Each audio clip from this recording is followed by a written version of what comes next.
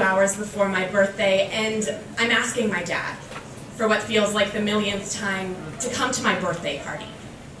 I'll think about it, he says, his forehead rumpling in frustration as he readjusts his Bluetooth, superglued to the crater of his right eardrum. We're standing on the hospital sidewalk. It's my birthday, and I want you to be there. My eyes pretend this should be obvious. My plea has the lonely attention of his left earlobe as he listens with his right to the same questions the nurse asks of my doctor dad day after day, sick man after sick woman. His eyes scan from left to right and back again, as though he's reading the script she's repeating on the LCD smokescreen of his corneas. Ow! More jargon, a tumble of acronyms and words, none of which are a response to my own. My mom pulls to the curb to pick me up, and my eyebrows form one last, pleading question mark as my seatbelt buckles and I'm still hoping. Please, Dad?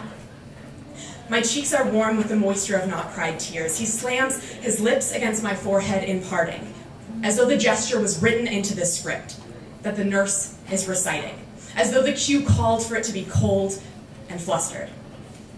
He turned on his heel and walked through the hospital doors that had imprisoned my father.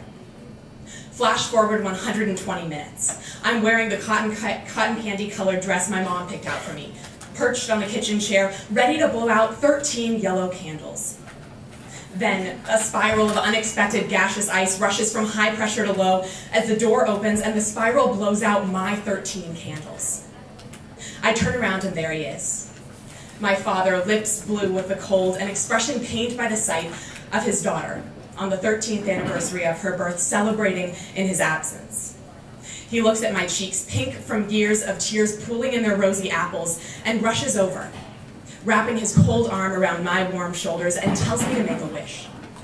My mom lights the candles again. I suck in air, fill my lungs with gaseous ice, rumple my forehead, and wish for the same eyelash wishes I always have. +1.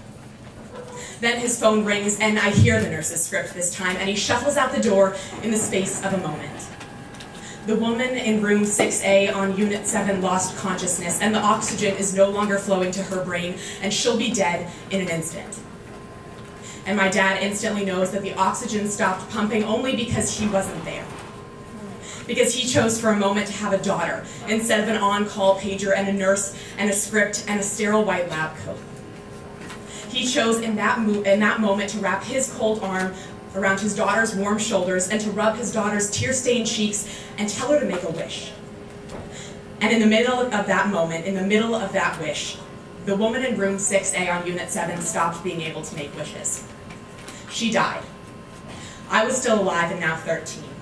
I exhaled and the door slammed again, and freezing gaseous ice shocked my cheeks, and I tightened my lungs until there was no more room for wishes.